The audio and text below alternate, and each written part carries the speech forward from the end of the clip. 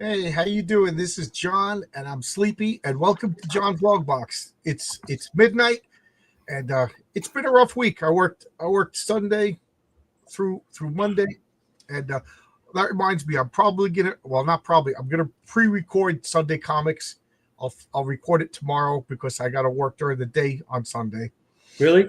Yeah, they switch. There's gonna be no night shift the week of the holiday Oh, because wow, wow, all right. So so. that's good. Oh, pre-recorded. All right, cool, cool. So next week I'll probably do a regular. It's clobbering time with RJ at the regular times, and it's funny because I got messages from Home people like, Friday. I think I could do that Friday. I'm not away or anything. Nobody's here. Nobody's visiting me for Thanksgiving, John. Me neither. My wife and They, I are they can't. They can't come. It's not. actually looking forward to having a quiet Thanksgiving at home. Uh, oh, Tony's here. How you doing, Tony? Hi guys. Hey, Tony. So just filibustering until people wind in. So a little channel news. I'm fulfilling slowly. It's just I worked extra shifts this week, so things aren't going as quick as I would like them to be. I was hoping to be done by this weekend, but it looks like I probably won't be done by this weekend. But the good news is I got a 4-day weekend coming up, and I should definitely be done by next weekend. So if you didn't get your Heroic Tales 2, the check is in the mail. No, it should be coming to you real quick. Well, I'm never in a rush. It always surprises me when I get them or when I get Yeah, the email. So I'm like, I never know the dates.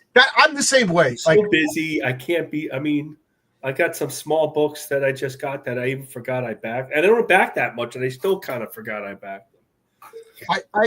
I'm pretty forgiving as long as it's not egregiously late. And then Yeah. Well, that's a different discussion. I mean, if you're egregiously late and then spending 12 hours a day talking crap about other people who do produce comics on time, that gets on my nerves. But less said about that, the better. But anyway, Heroic Tales 2. I'm getting really close to running out of all the things that I printed for all the issues that I printed for number 1, which is good because I printed enough so that if I sold out of the first printing, then I doubled the money of what I put in. So that's a good sign. So if you want a first printing of issue number 1 of any of the covers, I still have a few of all 5 covers. Since I have extra copies, I'm waiting for you to run out so I can put them on eBay. There you go. And I got to say, I check eBay. I haven't seen any yet, so there you go. I had a couple of setbacks as far as other projects, but I've also had other good stuff happen. So the setbacks balanced out by the good stuff. I'm being very vague on purpose because I realize once you announce and promise something, and then you can't. So whatever happens first, I'm like, that's the one I was talking about. And then the Scotty from Star Trek method of everything. But Heroic Patriarch 2 is on schedule. Renzo's Patriarch working on that. He has a lot of fun. It's 3 chapters in one book, and he loves the first chapter. Is there going to be a splash page? I've had a preview of it. I don't get any. Is there going to be a splash page between each chapter like those old Marvel comics? It's funny, but I don't recall. I don't remember them when I read it so long ago that I forgot. No, well, that's why I asked. I am going to work on your story probably this weekend, the next weekend. Cool. I have trouble working. I used to work a lot at night. I'm having trouble like coming home late after deep driving and just being late. I know you're not in a rush, but I'd like to kind of get some of it done so my mind will settle. At least you must be getting it out. You must be getting sick of looking at the same few pages. I don't mind. I was looking at the one page of first page. I overworked. Like I was a complete pencil. I'm like, what am I crazy? I have to read light boxes. I got to keep it looser. And then 2, I really didn't start that much on, and I want to make the changes anyway. So I want to keep it a little sketchier. I have another project that Tonic Ball and myself have been talking back and forth. I mean, he's doing Eddie is Doomed, but he's finishing up with his other projects, and he doesn't, believe it or not, Oscar has more pages than he is doomed than Tonic Ball has. But yeah, I can believe that. But he came up with a series called Dark Space. That's a good name. I like that. And it's going to be horror stories set in space. Cool. And the funny thing is I didn't know about this, and I talked to him about an idea that I had about a horror story in space. Oh no! And I asked Matt Bauer if he wanted to draw it, and he was like, "No, that's horrible, and I don't want to have anything to do with it." Matt's very touchy about certain things, and I don't blame him. He's a family man. And this is admittedly the most horrible thing I've ever conceived of. I'll leave it at that. So I'm looking for an artist for that, and Tonic Ball has created a world, and I'm just inserting a story into his world. So I got to talk to him about what dates that I could use, how far in space, because the whole premise of Dark Space is humanity is spacefaring, but we didn't encounter any other aliens yet. We don't even know if there's other aliens, so it's basically the horrors of traveling space, and like hitting meteors. And I don't want to talk about what mine. See, I like space. I was talking about it today to a guy, and he was just like, his comment was, "I wouldn't let my kids see that movie," but it's horrible. Horror comic. I love space because I don't have to draw too many buildings and cars. Well, it's gonna be claustrophobic. It's gonna be claustrophobic. So, Zach Ted, you are not there. Heroic Tales 2 is shipping out now. I just finished up my first week of fulfillment. I saw some of the pictures on X. Right. So I'd say about 70 people got it already, or at least 70 packages have gone out already. Unfortunately, I'm coming home from work and then filling out about 15 to 20 a night and then mailing them the next day. And then I was planning on, I had to work a couple of extra shifts, a couple of longer shifts. So all this weekend I will be fulfilling, and I'm hoping during the 4-day weekend next week I'll be completely done. So, if you don't get your comic in, let's say 3 weeks, then start bugging me and I'll see what's going on. But I'd say a little less than half of the packages went out. Space is pretty big. Here's my blessing. Thank you for the blessing. Logic Finest is here. How you doing, Logic? How's everything? Eric Grant is here. How you doing, Eric? How's everybody? I was talking to Marcus right before. I said, let's talk about this. So he asked me how work was doing. And I said, this work this week has been pretty fun because it's a wire pull.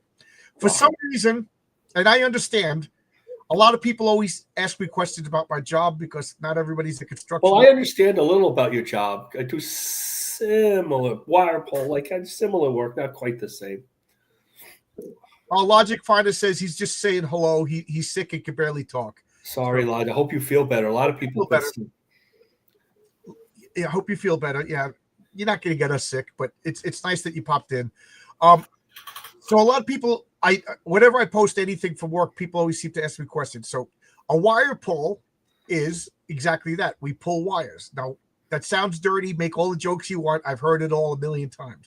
But what a wire pull is wires have to get from point A to point B. And in a building, at least in New York, and I'm pretty sure everywhere in the United States, all electrical wires have to be protected and contained.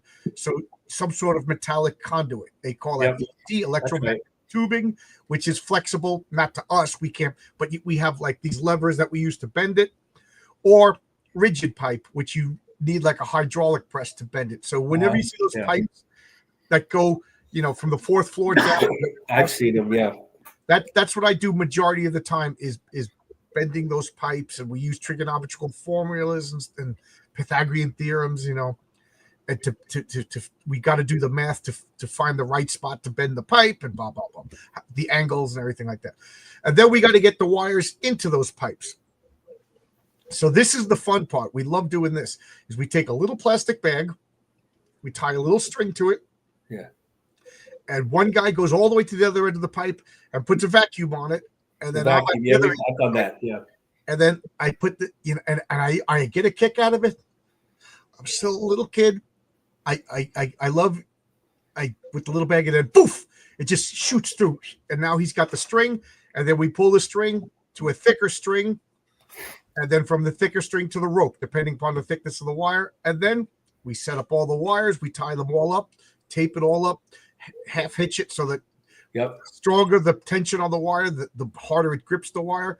And then 1 or 2 guys usually feed the wire into the pipe, and then 2 or 3 guys will pull.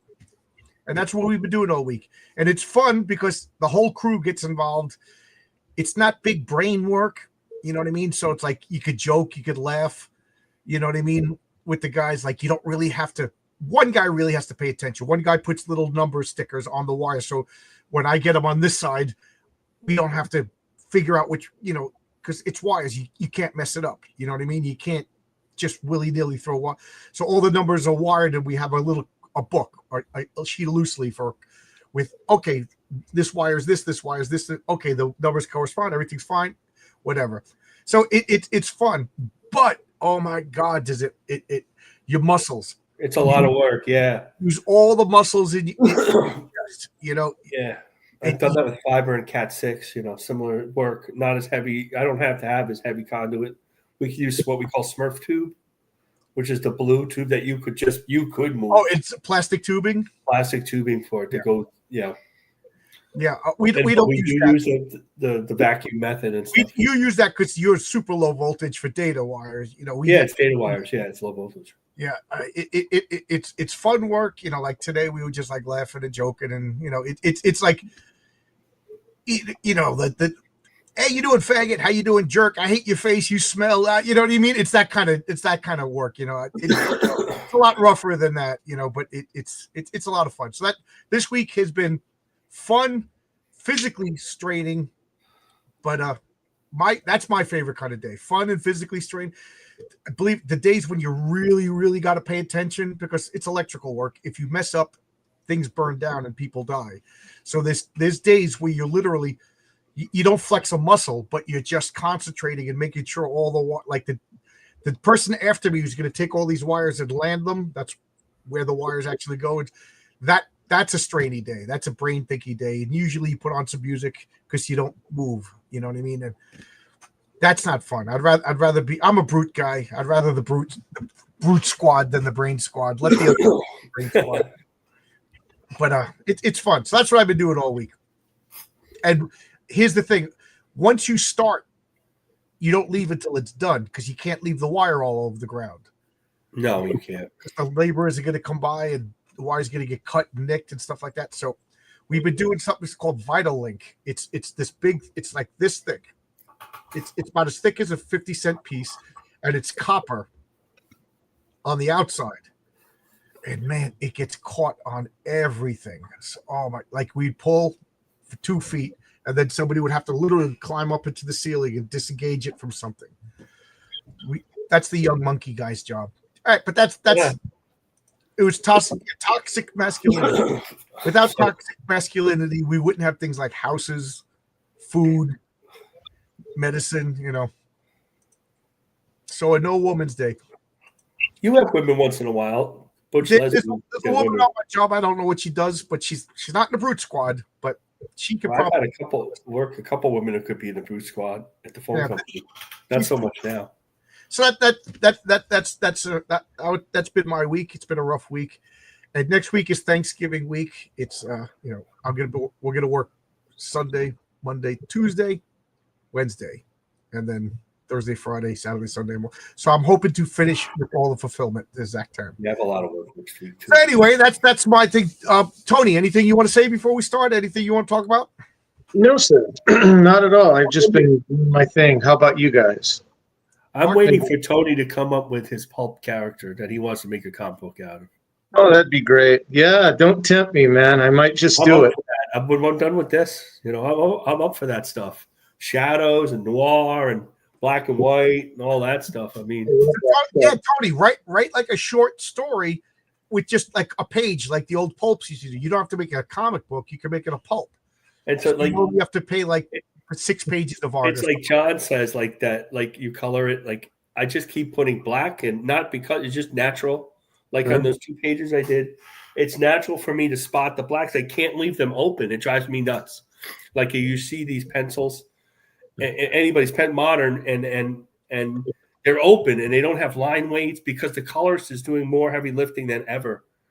And I can't take it. I need to have it like Gene Colan or something, like they all, if you looked at all black and white, there's stuff to make all the characters pop out. It's subtle for the reader, but it's important.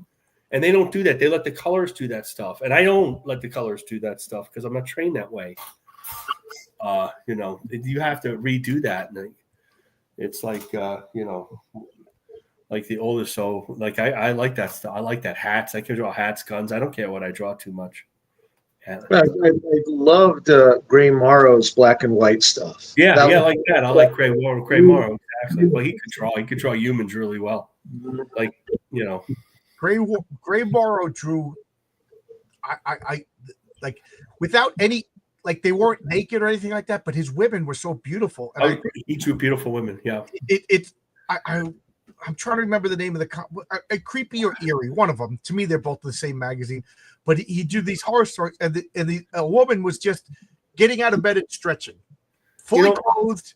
You know what I mean? And she was just the sexiest thing. Just the way he drew the movement. Yeah. I'd like to kind of get back to that, where the women are sexy and they have great bodies, like always. But it's not like, oh, look at that booty, even though you see, like when I post the drawings from the studio, but that's because that's what the people want, right? I'd like to kind of have them big chest, but not like a big chest for a reason. Like your poinsettia is a big chest for a reason, right? That it sells comics. But these days, it sells a lot of comics because in this space that we're working in, the mainstream guys don't get to do that anymore. So we're exaggerating it out, whether it's me or you or anybody, really. It's funny. I just said. It's a toxic masculinity, right? The patriarch meets his college roommate and his college roommate's wife in Patriarch #1. And he said, are they based on anybody? And I sent him a picture what they look like. And I realized it was just from here up. And I said, the woman has big boobies, in the notes. And he laughed. But that's what I have a question. Yeah. What do you think is going to happen to DC if the Saudis buy Warner Brothers? Do you think they're going to we might be doing DC. John might be writing Batman. We don't know. I don't know. I don't. I mean, the whole progressive gay thing runs counter to the. That's a big problem. That's going to end. Yeah, you think you're going to see? They won't. They'll get into that part. They'll leave. I could see them leaving DC alone, but not that part of it. Like, they're going to come down because a lot of that stuff all comes from on high anyway. Mm-hmm. And the guys who want to work there, well, first they hire the people who want to do that, the SJW women and all that stuff. And but the artists who are not thinking like that, they have to, if they want to keep that job, they just kind of it's either independent or that, and not everybody can do independent work. It'd be nice to see all those characters go back to, They'll have to put a stop to that, and they'll be all straight. It has to, because they'll throw them off a building. Yeah. I just heard about this like 2 days ago. Yeah, no, it's called. I haven't had time to think of it, but my first reaction is like, can't be any worse. It might get better. Be better. It might be better. I mean, in an odd way, it might be better. But it can also be bad in a different way. Yes, yeah, that's true. I wonder, will there be like a lot more anti-American, pro-Muslim stuff? You know what I mean? Well, the Saudis are the Saudis. We kind of have a good relationship with them because we kind of have to. So, and they know where their bread is buttered. In this administration, you really can't backstab him. He'll send a couple of bombers out there. I hear that they're trying to bring back the Snyderverse. That's another one that sort of kind of makes me go. If they maybe put a light on it, and I could see the Snyderverse. That wouldn't be too dark.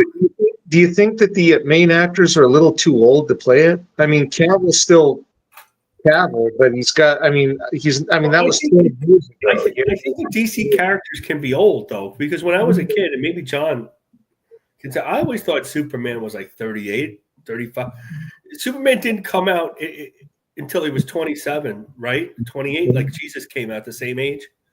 And then I always thought he was in his 30s or late 30s, and Batman was older too, because he always had a younger sidekick, so he was a father. I always thought like Superman and Batman were like fatherly age. Like right.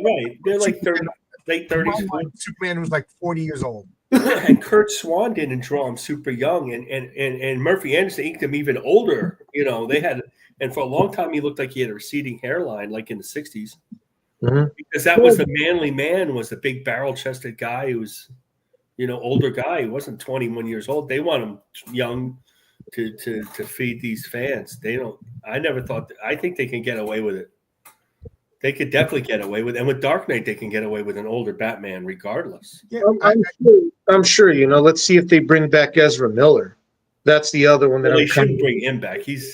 They should just get the guy from TV and ask him to do it. Because he was a great fly. I watched that show because of him for years. And he was, you know, he was very good at what he did. And he had a chemistry with every woman on the set except for the one they made his wife. They had no chemistry at all. You know, the Black Iris Rest, and it was he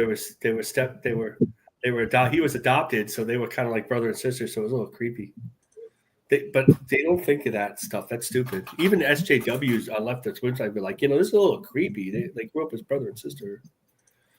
So I'm just putting out the link if anybody wants to pop in, and you know, sorry that I'm streaming so late. And this until at least February. This is what I'll be. February, really? Yeah. Well, you make a lot of extra money, and that helps the production of further comic books. We can't complain too much. Yeah, I'm not complaining. So let's get into it. So last week, I forget if it was you, Tony, or Logic Finest. Somebody suggested the idea of lesser known villains. Me.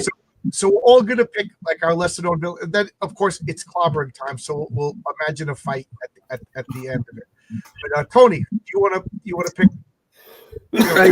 I picked 3. Is that okay? That's fine. My first one, number 1, is the Weeper. Anybody heard of the Weeper? Weeper, like crying, or Reaper? Weeper. The Weeper. I like that name. I can have a lot of fun with a name like the Weeper. Okay. Write that down. Don't forget it. Let me give you some backstory on that. He's from Fawcett Comics. He's an enemy of Bullet Man and Bullet Girl. Oh, that's what I never heard of. I really only read Captain Marvel. Mm-hmm. Well, his gang, the gang that he leads, is called the Bitter Men, which I always thought was a cool name. And his vehicle is a hearse, a black hearse, right? And just imagine Mark Millar or Alan Moore with this character. I don't want to. Oh my God. I just read Psychic Sam. It would be brutal. I don't want to. That's the line of the night. That's the line of the night. His real name is Mortimer Gloom. That's his last name. And his original occupation before he turned to crime was a sad clown. He was like one of the crying clowns. And he was a founding member of the Revenge Syndicate, which included members like the Murder Maestro and the Black Rat. And they were made up of villains of Bullet Man and Bullet Girl. He was brought to life by Tim Conway in the Batman, the Brave and the Bold cartoon, which I love. Oh, yeah, I love that. I love that cartoon. A great show. He died in combat against the Bulleteers, Bullet Man and Bullet Girl, and his son, the second Weeper, debuted in Mary Marvel #8 in 1946, and that's who he is now. I don't know now. I mean, continuity with DC is all over the place, but that was the last Fawcett Weeper. So that's when I got to look him up. This guy sounds right up my alley. I never heard of him. Thank you. Yeah, just type in. You can look for the Brave and the Bold version, which is the the cartoon version, or you could just put Fawcett Comics Weeper. He sort of looks like. Do any of you guys ever remember London After Midnight? The way Lon Chaney looked. Yeah. Yeah, sort of an old man with a stovetop hat and long white hair. Yeah, like that. That's cool. Who else you got? Okay, for the second one, my second favorite, from Timely Comics, created by Paul Gustafson and drawn by Alan Bellman, The Armless Tiger Man. I've seen him, yes. You've seen him? Yeah, once. Yeah. He was the enemy of the Angel, only appeared once. Due to a industrial accident, Eric Hertz, a German, lost both of his arms up to his shoulder. He trained his legs and his jaws to perfection to achieve superhuman strength. And Hitler used him as a saboteur because he developed an irrational hatred for machines. So yeah, that's and for the third one, DC, Ali Babel. Have you guys heard of it? You've heard of Ali Babel? Yeah. Okay. Ali Babel was created by Bill Finger and Dick Sprang. Came out in Batman number 30, 1945. He was a criminal that wouldn't shut up, and he would drive everyone nuts with his incessant talking. That's and a Dick Tracy style character right there, right? So yeah. Ali Babel. I've never heard of that one. The Armless Tiger, is that his name? Armless Tiger Man. Look him up. He's really cool looking. He looks like he's got a weird haircut and he's got a deformed face that makes him look like an orc. He's got sharpened teeth. Yeah, it's really cool. Really, really neat looking character. People ask, is he dangerous? He's armless. Hey, it comes up in the search. Oh, okay. Put it up. I'll share your screen when you find him. See if I can find a picture of him. He sharpened his teeth to point somehow, and he would rip the throats out of his victims. So yeah, and his jaws were so well trained, I guess, that he could bite through metal. So yeah, that was kind of cool. The timely villains were always something else. I like timely comics villains. Yeah. Let's see if we can get it decent. It's hard to have. I see him with the thing. You kind of see him. So let me see if I can open this just this image. See how it comes, and maybe that'll work. So who are you picking though for the battle later? I'm picking the Weeper. The Weeper. I like the Weeper. He's my favorite. Okay. What powers does the Weeper have? The Weeper is an incredibly talented and very brilliant criminal mastermind.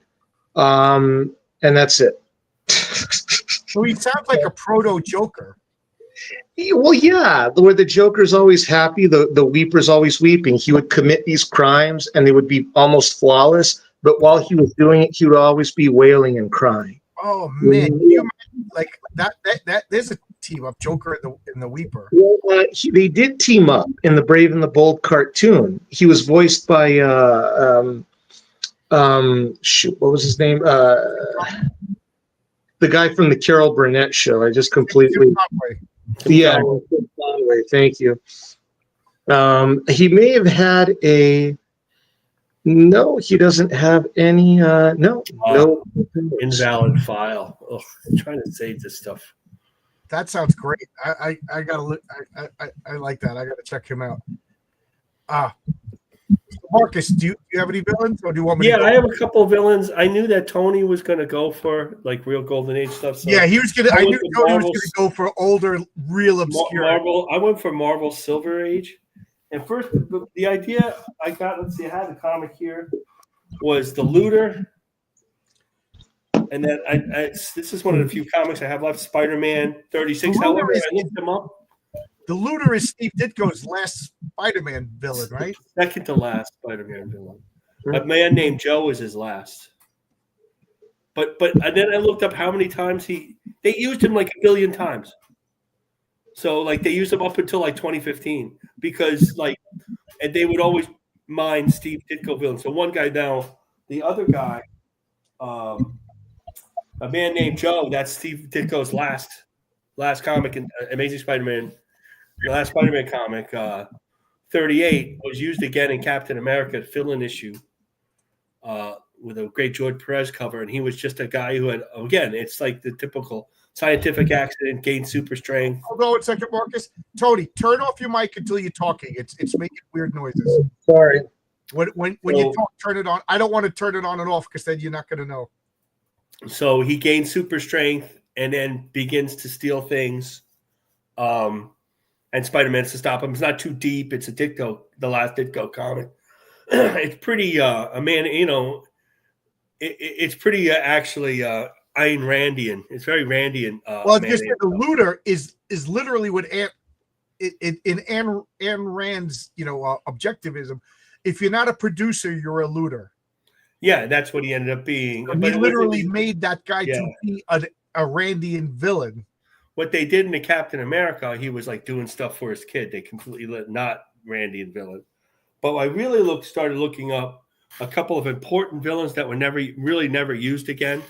And one of them is in Tales of Suspense 41, which is the stronghold of Doctor Strange. They had a villainous character named Doctor Strange. He just wore a green tunic with a blue cape, and he was a scientific Carla Strange. His name was Carla Strange. And this was the issue that Tony Stark's date said, maybe Iron Man should be gold because gray's kind of scary. And so he spray painted, they have a picture, spray painted that armor gold, and he became the Golden Avenger in that issue. And they obviously never used this guy again. They created a whole new Doctor Strange. So this was the second appearance of Iron Man then. This is the second appearance of Iron Man, yeah. Yeah. And and he's just they defeat Iron Man, and Iron Man wasn't that he wasn't that strong. They back then these characters weren't that strong. So it's just like Doctor Strange. That was kind of odd. And another one that I looked up was Mr. Doll, and he's in the Tales of Suspense 48. When Iron Man got the red and gold armor that he's still kind of sort of using now, that Steve Ditko designed with the points and everything. He designed that? I didn't know Steve Ditko designed that. Yeah, that just further cements my belief that he's one of the best comic book costume designers. Steve Ditko and Dick Ayers did. It was not that great. Art's not that for Steve Ditko. Dick Ayers should never touch Steve Ditko's work ever. It looks like he inked it with his tongue. So it's terrible. But it has Ditko stuff in it. You can see it, but it just doesn't like. But he did that, and he did the corner box too. I mean, they always act like Steve Ditko was just this. Nobody ever talked to anybody. Nobody ever saw him. But he was involved in early Marvel. He created the corner box for them for the thing. He did both Kirby and Lee and Ditko and Lee all work together. They're in the office, in and out of the office doing stuff, where they're laying books out for the inking stuff in the last second. They were involved in everything. That whole thing where they all hated each other all the time. That's, in fact, I think Lee worked with Ditko better than Kirby in a way. He liked those human stories. Yeah. So and then I have a whole list of different and then early on, when I started looking in the chat, Dave Brink reminded us of Hammer and Anvil, and that you should be coming up to them in Hulk 182. Yeah, Hammer and Anvil. I loved, when I was a kid, I loved Hammer and Anvil, right? I mean, it's just like this, they had, I got to read that again because there were two guys, I think it was like a black guy and a white guy, and they were chained together by like this high-tech chain, and it amplified their powers. So one of them would swing the chain and use the other guy like a wrecking ball, and then he would land on the ground and whip the chain, and then the other guy, it was something like a 12-year-old would think of, and it was great. And at that point, Herb Trimpe was drawing everybody who fought the Hulk like gigantic, and there was these gigantic lugs. And of course, it's the 70s, so they said all sorts of stuff that would be considered racist. It was awesome. Yeah, I like Hammer and Anvil. That's the issue after Wolverine 181, right? Yeah, I think that might be the first Hulk issue I ever bought. Go figure. The first Hulk issue I ever bought is the one that's after the big valuable one. Get Tony. And I checked that they only used them once in Spider-Woman. The Meteor, the Looter became the Meteor Man. He was used like every Spider-Man villain except that Ditko Reeves was used and reused except for him. I like the relationship. Reminded me of one of my favorite exploitation films, Jack Hill's Black Mama, White Mama. Right. That's probably what they saw. I mean, because 1975 together, yeah, 1976. That's probably mix that in with the Paul Newman prison movie. I forgot. can't remember the name right now, but you Cool guys Hand all, Luke. yeah, Cool Hand Luke, and there you go. And I think later, I think they got separated, and you would lose their powers and start dying. They needed to be together. Yeah, This is all from memory when I was a kid. I mean, yep. yeah, I mean, it's most of like Thor. A lot of the Thor like one-off villains were just pawns of Loki for the most part. We got RR. Are you? Do you have more? No, I have a whole thing if we keep going, but I think we could stick to 3 for now, and we can roll around again. RRT is Mr. Nebula, the redecorator of worlds. I remember that issue. Right, yeah. Heath Giffen. I remember that issue. I remember reading that issue, and I'm just like, this is funny, but it doesn't belong in the Justice League. You know, like that. Like, who was that talking?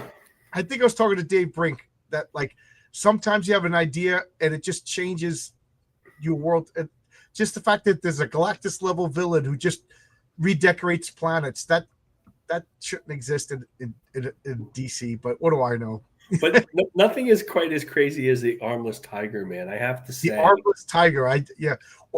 Or how about the Captain Marvel that said "Split Zam" and all of his appendages would go flying? Do you remember that one? Oh yeah, I remember that. Yeah. That is the worst. So I'll give 3. Right, my number one least known villain, absolutely love, is Swarm.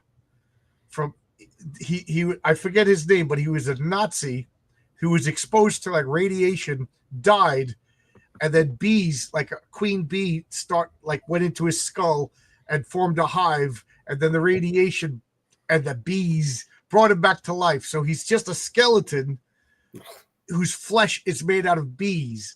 I remember him. Yeah. He had the cape, and he like point at you and shoot bees at you, and then all the bees would fly so he could hover around. I freaking love, because he was in the Champions. I'm allergic to bees, so bee stings. I should be carrying an EpiPen, but I'm not. So bees, that's terrifying. I always say that I'm not scared of things that can't happen. I'm scared of things that can't happen. So like monster movies, devil movies, and The Exorcist, that doesn't scare me. But like The Hitcher scares me because there are crazy people that kill people.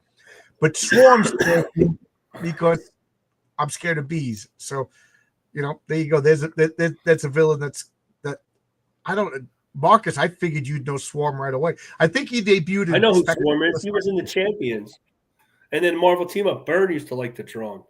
Yes, that's right. Yeah, did he debut in the Champions, or did they debut Spectacular Spider-Man? I can't remember, but I don't. I could look it up. And then he was in Spider-Man and the Amazing Friends, and he would mind control people, and the people that were mind controlled would just go swarm, swarm, swarm, and it drove me nuts. Another one was a Carrion. I freaking love Carrion. Dave Carrion was, wasn't he Professor Warren? Yeah, he was the clone of Professor Miles Warren. And I always hate clones, but once, because I read about Carrion first before I read about the Jackal and Professor Miles. So for those of you who don't know, he fought Spider-Man. He debuted in the Spectacular Spider-Man. And I always say that I started collecting Spectacular Spider-Man in issue number 1. When I was just sporadically collecting comics back then, and my friends told me about the numbering system. So once I found out about the numbering system, I kind of got a little discouraged. Like Spider-Man was up to 194 or 185. I'm like, I'm never going to get these other issues. And then Spectacular Spider-Man came out at number 1, and I was like, this is mine. So I Spectacular Spider-Man was my Spider-Man, so because I got in on, and that's where they had Swarm, and then they had Carrion. Now, in Amazing Spider-Man, Dr. Miles Warren became obsessed with Gwen Stacy, and he made like clones of Gwen Stacy. He made clones of himself, and but the fact that he made clones of himself wasn't really told in that story. So when they made Carrion, it made sense. This clone grew, gestated, or whatever the terms are, and then died in this tank. But the chemical process kept it alive. So by the time it came out, it was like an undead freak, but yet it never really died because so it looked like an undead lich or something like that. And then for whatever reason, it had the power to levitate. Then it had this horrible corrosive dust, and if he touched you, you had the death touch. And then he could teleport. And for whatever reason, I thought he was the most unbeatable villain because if Spider-Man punched him, it hurt. If he shot him with the webs would burn off of him and everything. I was like, oh my God, this guy's unbeatable. Whatever. And I was like freaking out. It was like a 5-issue story. And it was, yeah. And then it was drawn by Jim Mooney, who just draws the creepiest things. Yeah, Frank Miller did a couple of those issues, 27 and 28. It was really good. I really liked that. I really like Carrier. Geez, that was difficult for me to say. The Jackal, that's like Carrier and the Jackal. That's like the Clone Saga. That started Clone Saga of 1975. Right. It was Spider-Man 149 where he defeated his clone and dumped him in a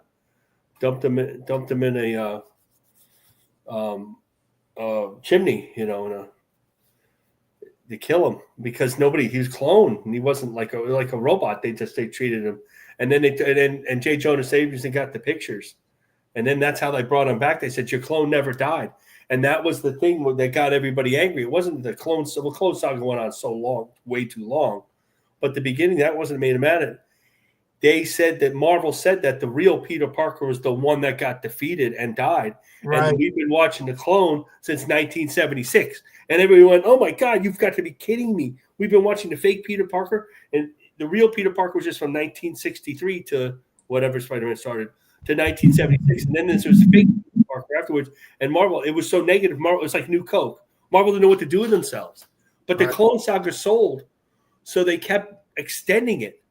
Because the first 6-7 issues was pretty cool, and then every clone in the world, and it's so convoluted. It kind of put a stain on Spider-Man, which I don't think he's actually got off. No, I don't think Spider-Man's recovered from One More Day or the Clone Saga. Well, yeah, neither. Yeah, no, not at all. Tony, all I heard was muffles. That's when I dropped the strip, the Clone Saga. Most people, yeah. I don't like Barker said. I don't think it recovered. I don't think so. Let's see. My villain is Farmer Brown from the Batman animated series. He was spooky, and I think they could have added some depth. And plus, he had super strong daughter minion. Yeah, I remember that. Farmer Brown was a good one. And if Heroic Tales sticks around long enough, I do have like a farmer based villain. I just think that's such a good idea. Like a Mennonite farmer villain or something like that. It's just so cool. Fun. Oh, Eric Guapo's here. How you doing, Eric? Haven't seen you in a while. Good to see you. My next villain is Graviton. Okay. I freaking love this guy. He manipulates gravity. He fought the Avengers. Yeah, those are great issues. And he just looks like a supervillain should. He's got that Dracula hair, the goatee, and then he controls gravity, which for some reason as a kid I was always fascinated with gravity. I was like, I talked a million times about how to have index cards about the Arthurian Knights. I used to do the same thing with the planets and write down their gravity and how many moons they had. And I swear, people talk about the Mandela effect.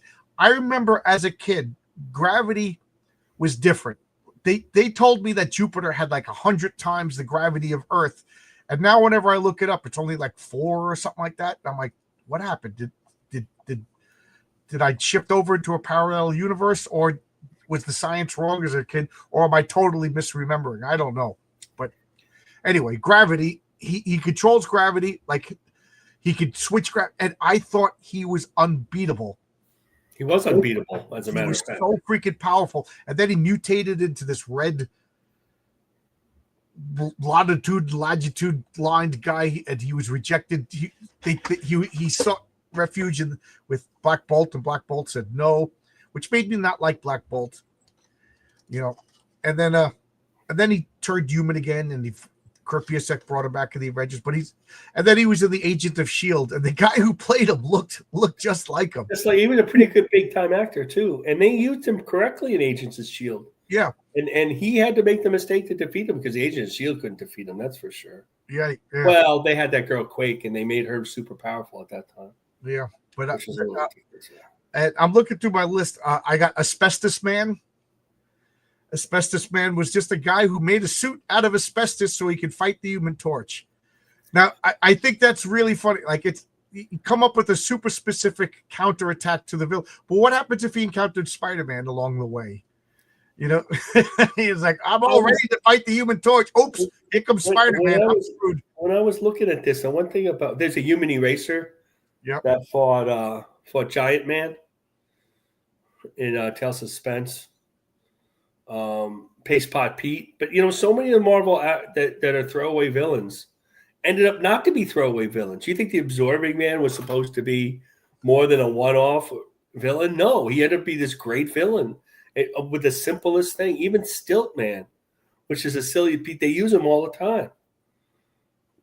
Yeah, I was gonna put Absorbing Man on this list, but I realized I talk about him so much that he's not a lesser known villain. My number one was going to be the Ultra Humanite, but I realized I talk about him too much. Yeah, so. But he's not used as much. You could be the Ultra Humanite, like Hugo Strange. What they didn't use him for 40 to 30 years until that's the another 70s. One that I was going to pick and use. But they are kind of famous because if movies start using them, then you really can't use them. Hey, Koyojo, how you doing? But the last one that I'll talk about right now is Captain Barracuda. He's a modern day, he's a pirate, and he like salvages and plunders and steals and whatever, but he uses modern technology as a pirate. And the one issue, my first issue was this really bizarre run of Fantastic Four. It was, John Byrne had 2 runs in the Fantastic Four.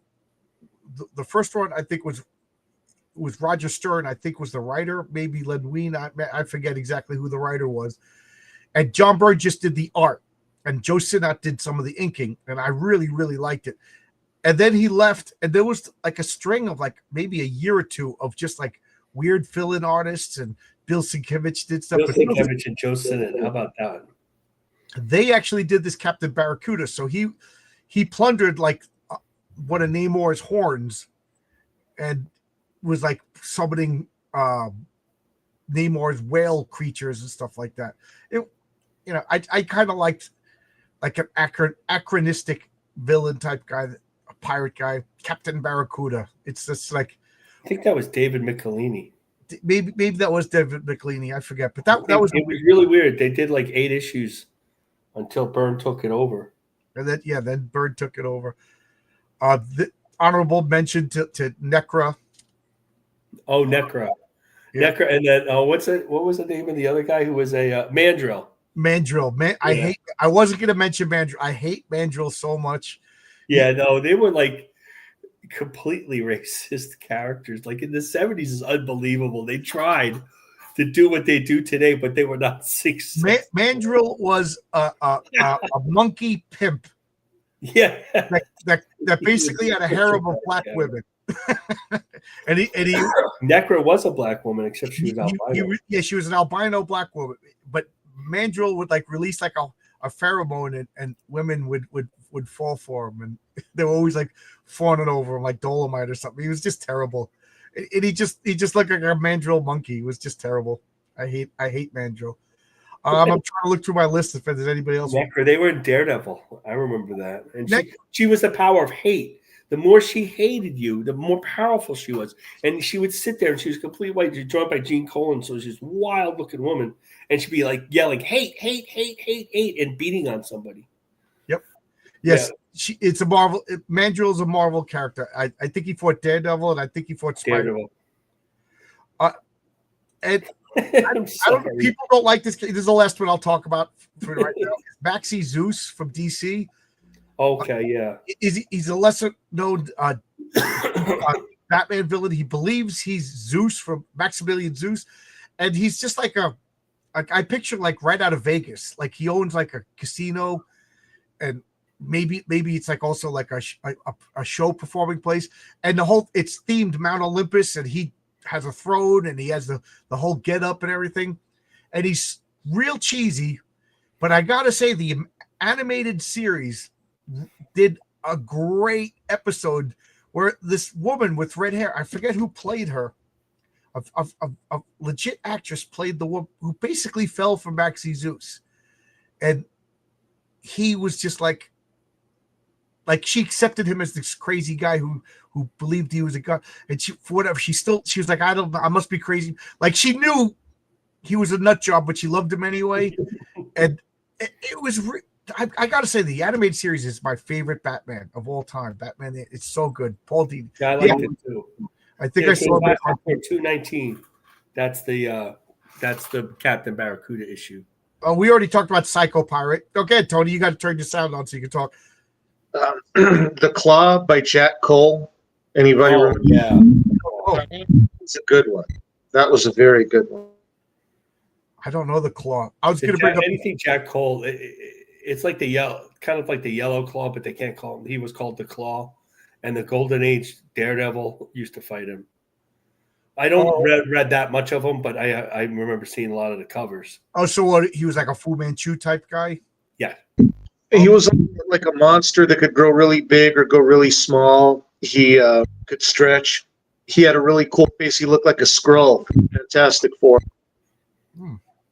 Yeah, Joe Cole, if I remember correctly, all of his villains probably obscure because he didn't really repeat villains. Joe Cole's Plastic Man, he never repeated He anything. repeated, yeah. They're like the Will Eisner, he works the spirit in all the splash pages and the title pages. They think that he may have got that from Jack Cole. He hired Jack Cole, but Cole did it all the time as well, and he did the best spirit when Will Eisner was in the army. Was Cole? I mean, Lou Fine did it, but Cole's was a little better. Necron in DC. Yeah, I said Necra. Necra is a black albino woman chemist who somehow gave herself these. No, I'm mixing her up with Nightshade. Nightshade is the chemist. Necra is. She almost looks like a vampire. She's this albino black woman, and she has these like a cape like Batwing. And like she said, she gets super strong when you piss her off. She's almost like a female Hulk, but she still stays hot because she's a chick, and she has like almost like a bikini on, and she's with the Mandrill all the time. Oh yeah, they were the team. And the more she hates you, but Necron is a demon in DC. That was he the devil in DC? I didn't read a lot of those. I read some of those. It's funny that because just today I keep talking. I listened to this channel about it's called Esoterica, and I just asked the guy if he wanted to come on my channel. I messaged him and I got like his old webpage. Guess what his hobbies are? Esoterica, board games, Dungeons and Dragons, heavy metal, and comic books. I'm like, dude, you're coming on my channel. Like, what else are we gonna? We're already best friends. Just now with 15 minutes of comics and an hour and 45 minutes of board games. There we go. Yeah, but he was today. I was listening to like the evolution of the devil in the Old Testament. Originally, he was Satan, the adversary, and it was a title, and he slowly went from a title to a being. And like if in the oldest Old Testament, he was almost like an agent of Yahweh, especially around the book of so Necron could have been a devil, a Satan, you know what I mean? Because Satan was just a it literally translates as accuser or adversary. But there you go. I'm just flexing my knowledge. It's funny because a guy, when we're doing the wire pull today, we talked about Atlantis, and it's, I went to school for history. I have a degree in history. He's like, oh, I love history. I watch the History Channel all the time. And I'm like, oh, really? So like he believes in space aliens, but the pyramids and, and where Atlantis, he's telling me where Atlantis really is. I'm like, Plato made up Atlantis. And he's like telling me where, yeah, it's really, I go, it never existed. Plato made it up. Because every once in a while we find something that we didn't, and then somebody claims that that's Atlantis. I said, but Atlantis never existed. Yeah. But anyway, like just didn't want to hear it because he saw it on the History Channel. I don't know. I watch the Swamp People. I don't know. There's some stuff on the History Channel like watching, but Ancient Aliens isn't. I don't watch that all the time. Yeah. So Do we have enough villains to do it, or do you want to do another round of it? Everybody do another 3, or anybody in the chat want to throw it? I thought I saw Farmer Brown. Tony, you got any more you want to bring up? Not right now. I'm gonna log off and come back on. Maybe that helps the. It's always that way. I'm always getting you're constantly doing it. So, Okay. So I don't just turn off your mic when you're not talking. So at the end of the fight, we need to get Scourge to shoot all these villains. Okay, another round. So Tony, do you have more? Not at the moment. Go ahead and. Marcus, I'm sure Tony. Well, I was thinking of remember the kangaroo and the gibbon. Those like one-off that they never used again, even though they have to go through the whole zoo to get Spider-Man villains. I got one. I hope Tony can fill in some details on it. But the Crime Doctor. I think the Crime Doctor is such a cool concept. That's a great name too. It is, isn't it? I was introduced by the Crime Doctor within the last 20 years. I didn't know he was a Golden Age villain. So that's where I'm hoping Tony can fill me in on some of the details. You know, the Crime Doctor is Rupert Thorne's brother, a doctor that lost its license. But what you're thinking of is Dr. Death, Batman's first villain. He was a recurring villain. He was he burnt him in a fire. He came back. His face was all scarred up. That was the first Batman villain. Oh, because it's when I looked up the Crime Doctor, it says that he was a Golden Age Batman foe acting as a physician and torturer, and then in modern days recruited by Lex Luthor. So, but I only knew the crime. I thought the Crime Doctor was a recent villain. You could use that name. Nobody uses that stuff. But I love the idea of like in every mafia movie, there's always like the shady doctor that has like a gambling habit or something like that. That they take the guy the mall or the henchman that got shot, and the doctor's got to give me a shot of booze to steady my hands. I just love it. But even better than that is a guy who's just a psychopath. Like he's a brilliant surgeon, and he just gets off on doing these like Anton Arcane. I just think the Crime Doctor, just that name scares you. Again, I think it ties into the things that could really happen. My friend Brett is a surgeon, and I'll never forget. In all honesty, like we were roommates in college, we hung out together and everything like that. And then, of course, life, you go your separate ways. He's married, he's got kids, he moved to another state. He had to go all over the country to get his residency and stuff like that. So we met up at a bar at a reunion, and I was like, man, being a surgeon, I could never be a surgeon. Why surgery? And he goes, it's either that or kill people. And he goes, I channel my urges into something productive. Oh my God, you roomed with Dexter. Holy Christ. And he was always, he was like charming, good looking, smart guy, but like he liked to fight, like he was the ass kicker of our group. He was, I'll never forget, he was rolling around fighting with some guy that was twice the size of him. And I'm drunk and I'm edging him, and I go, hey, Brett, you're losing. I thought you were a tough guy. And he just looked at me. And as he looked at me, he took his thumb and stuck it in the guy's eye and scooped the guy's thumb out. So that his eye was over here. And he goes, am I losing now, John? And I was like, yeah. And that guy's your surgeon right now.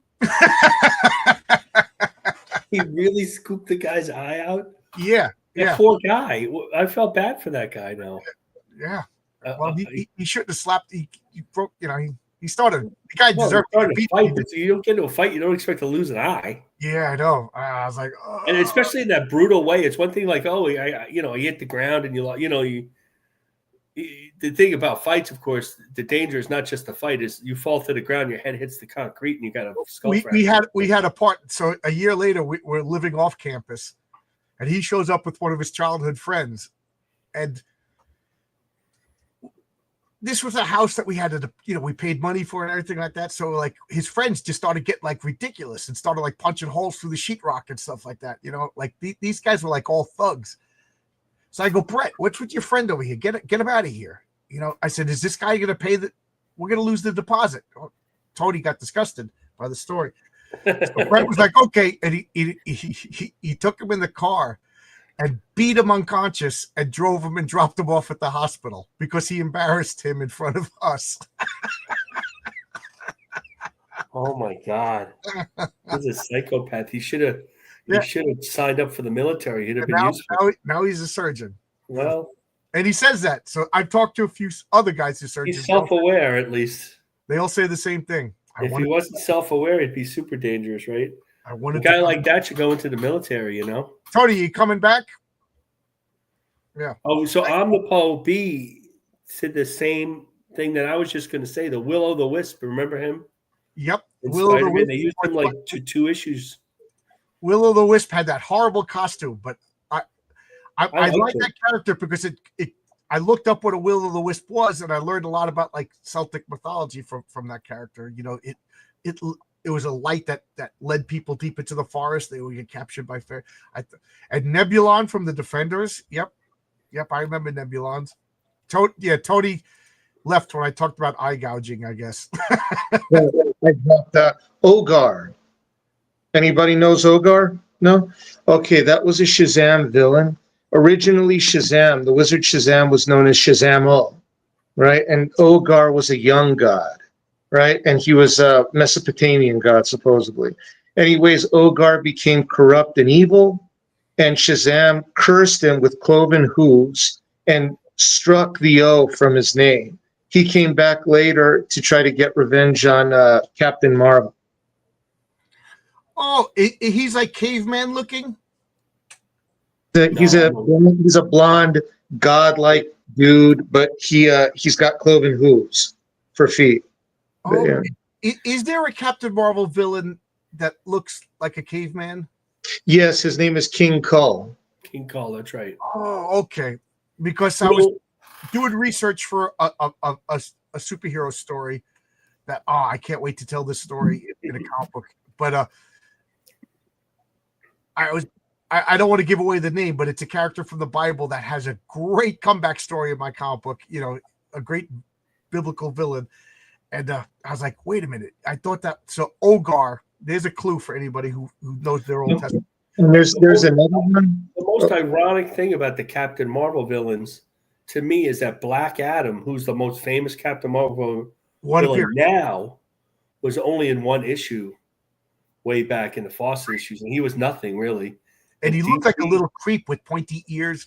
Yeah. It was that's kind of amazing that he became this big. I think really it was Jerry Ordway that brought him. And I got one more. The Dummy.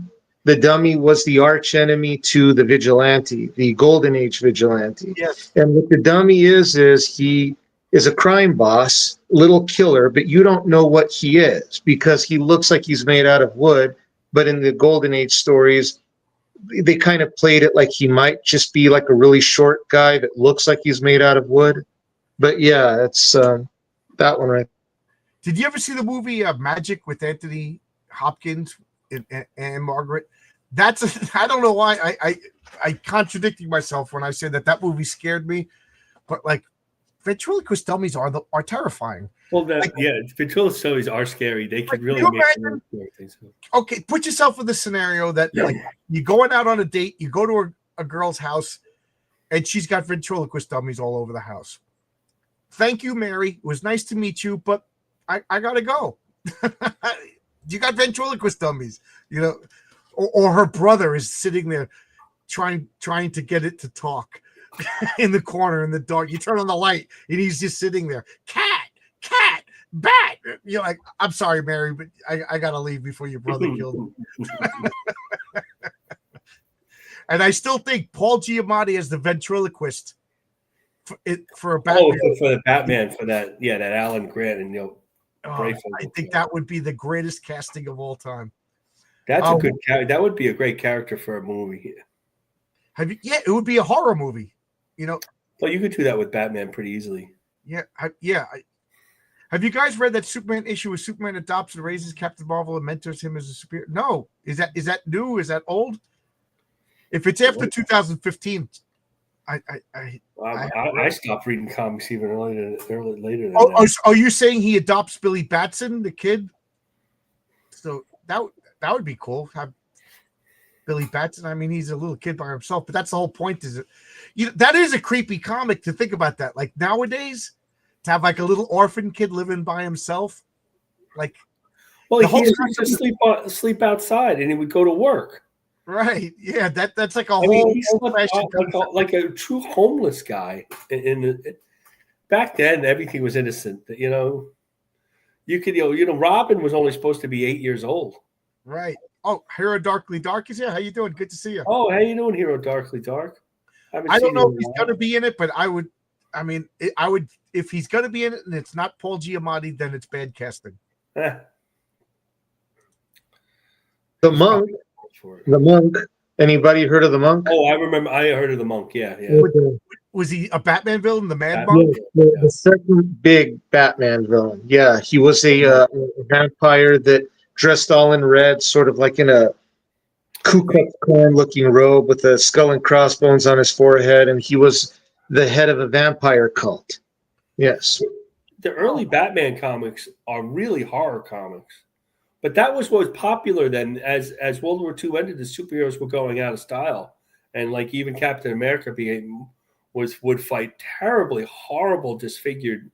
It wasn't just the Red Skull; it was terribly horrible, disfigured villains that were going to do like cut Bucky in half and all the women, like just terrible stuff, violent stuff. You just reminded me of something. The Circus of Crime.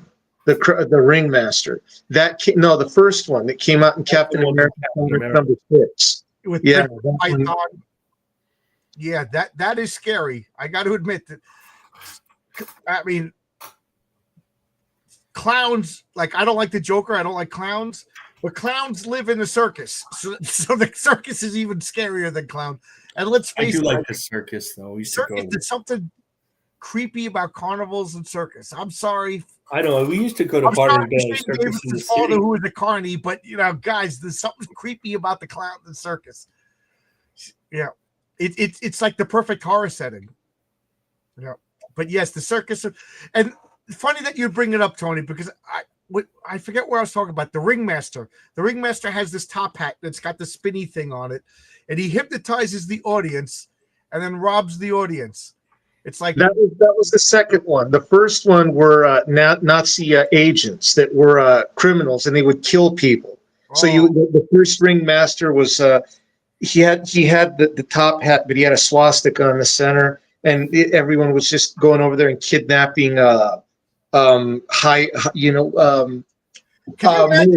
military officers and trying to strangle them. Down, you're like, Mom, let's go to the circus. And then you go to the circus, and the guy's got a swastika on his head. It's like, Jimmy, I think we're leaving. When Captain started, we weren't in World War II, so they had to figure out villains so that he could fight stateside. They weren't going to send him over. That's funny.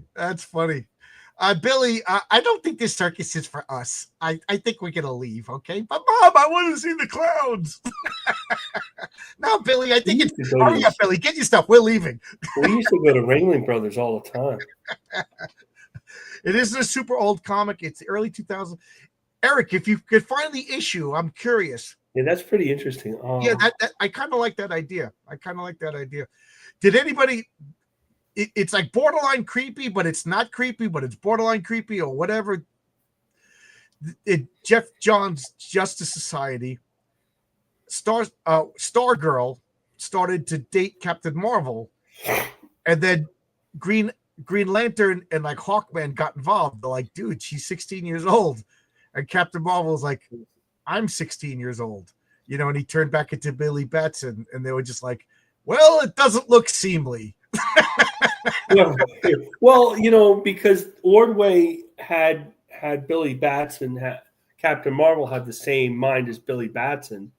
Of course, he did like 75 issues, so he could figure it out, but not everybody could handle it. It's probably not the best way to do Captain Marvel, but he could handle it. So it was like that in the Justice Society too. I know it's blasphemy, but I do like Jerry Ordway's Power of Shazam. I love Power of Shazam. Yeah, I love that comic. I mean, I've talked many times about how I would love the one other. I don't want to write anybody else's other properties. First off, if somebody goes into public domain and then you just turn it into a horror property, oh God, yeah. If you bought tickets to that circus, you deserve to get murdered or robbed. Just don't go. I don't, like Mickey Mouse is we're gonna make a horror movie, Mickey Mouse, or Betty Boop. Now they're gonna make a horror, but it's just so lazy. I don't know. I think it's better than the porn Mickey Mouse though. But the one I would love to write is still Captain Marvel Shazam. That is the only other person's property I want to write. I think generally most of the writers cannot handle like the Billy Batson as Captain Marvel, but I know because the original Captain Marvel, they were really separate beings. But Ordway got away with it because he had it all worked out at the Power Shazam and in the series. But nobody else really could do it that well. It always bothered me about the movie, the new ones, where there were separate entities in the comics, but the Captain was smart. He was mature. He was the adult. And in the movies, it was like the kid was normal, like a normal kid, but as soon as Zachary Levi got there, he was wacky and stupid. Yeah, that was annoying. I have there's things I really like about that movie, and there's things I really hate about that movie. I hate that Captain Marvel. It was a superhero version of Big. He was that's what they were working on. Yeah, but I really liked what's his name, Mark Strand as Savannah. He put in a scary performance for what was basically a kids movie. That meeting where the demons came and killed everybody in the boardroom, that is so good and so scary. I almost forgive the rest of the movie. Now there's really nothing to like about the second movie, but I do like the girls were really hot in that movie. Jeez Louise, they don't make them that hot too much. The girl who played Mary Marvel, Grace, whatever. Yeah. She's so she's so good. Yeah. Those girls don't get roles unless they dress down. Mark Strong. He also played Sinestro in the Green Lantern. I mean, it's not Zachary Levi's fault. He did what he right. did. I like Zachary Levi. Big Shazam as of Captain Marvel as a big of the superhero could work, but you'd have to do it right. It could work, but you'd have to be more talented than the writers that did that movie. It just popped into my head, so I'm going to talk about it because I have no willpower. But did you see did you ever watch the show Chuck? I've seen it, not off. I didn't watch it that much. I really thought the first 3 seasons were excellent, and then after a while, it outgrew its own premise. There's a couple of shows that outgrow their premise, like Burn Notice, or Supernatural, or I watched Burn Notice. Some shows, this is like you only got 3 or 4 seasons worth of material because the premise is so limited. But Chuck, what happens is he goes online and you find out that a friend of his works for the CIA and sent him this intersect, and it's basically all of this knowledge. It's almost like the sum total of all human knowledge, and it downloads into his brain, and then the brain makes him forget it to protect himself. But he could, through like learning to control it, he could access, so he could like download kung fu and fight kung fu. Like if he sees stuff that triggers it, he could, that guy's a spy. I could see through his, and I really thought it was really, really clever. And I think that that's such a brilliant idea, almost like the Matrix, just being able to download these different skills. That would make an awesome character. But then Chuck just got a little too wacky, but again, it lasted too many seasons, but it was a good show. The Water Wizard, that's a good villain. Hey, Dave Brinks here. Dave, you want to come in and talk to us about lesser known villains? Talk about Dave's own lesser known villains. Yeah. So I don't. Do you want to? So you want to pick your champions now? Who do you want to pick? So Tony, who are you going to pick to represent you in the fight? The Weeper. The Weeper. Okay, Marcus, who are you going to pick to represent you in the fight? Oh boy, I didn't have too many powerful villains. Yeah, I'm going to go. I'm not going to go with Carrion. He's just too powerful. I guess I'm definitely not going with Graviton. He's too powerful. So I'm going with Swarm. I'll go with Mr. Doll because that's just the silliest thing ever. Okay, so I got to double check his powers though. So we got a resurrected Nazi made out of bees. We got the Weeper, who, as far as I know, is not a Nazi. He's just a crazy criminal, right? And the doll. What is the doll's like reason for existence, or his? Hold on. I'm gonna see if I can find it. Marvel fandom sucks. But why would they fight? I mean, I guess villains. Well, the villains, they could just always fight. Right, they just see each other, you know. They're trying to knock over the same the same bank, you know. Something like that, or they fought the villain. Now they're dividing the loot and they're fighting over the loot or something like that. You know, they defeated Split Zam, the lamest superhero ever made. Split Zam. So I'm trying to think, like, okay, the Weeper. What's he? He has henchmen and everything, right? Yeah, he's got the Bitter Men, group of five henchmen. Yes. Do they have names? No, not really, but they look like the Beagle Boys. Okay. Yeah, and they all ride around in a. I drew a comic. I drew a comic story, and the characters that look like the Beagle Boys. I'm looking up Mortimer Gloom, Earth S. The doll is Nathan Dolly, and he had a voodoo doll, and he would control the people with his dolls, and he was controlling Iron Man and Tony Stark. So he had like voodoo doll powers? Yeah, voodoo doll powers. And it's a really great cover, like by Kirby. But the insides are not.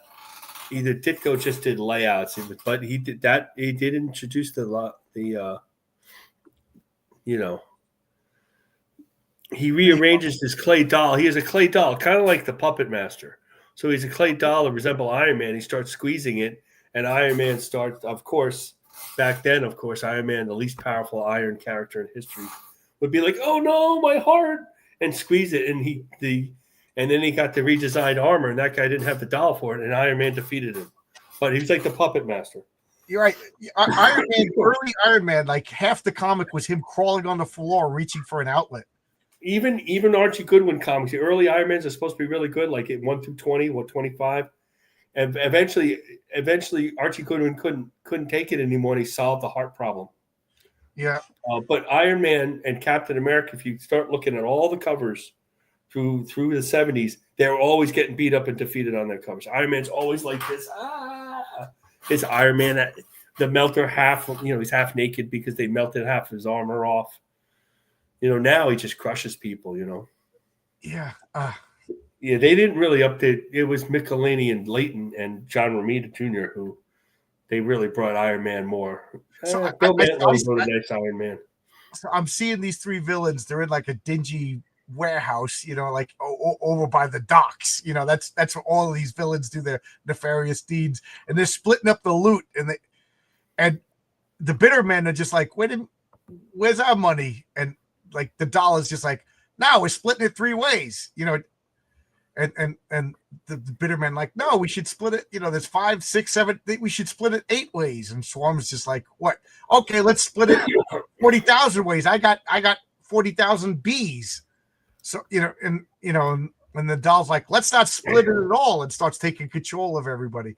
Now, I wonder, would the doll be able to take over Swarm?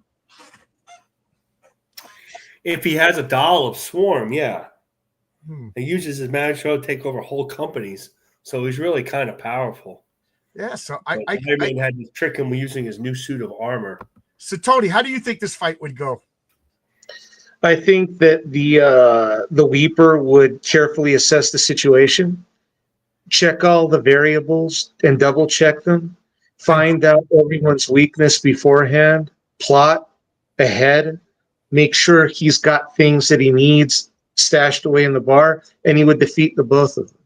Really? He's that much of a strategist? Every time he fought the Bulleteer, he won. Really? So he never lost. He lost at the end when he died, but he always that's trifles. Dying, yeah. Out dying is losing, and yeah, he lost once.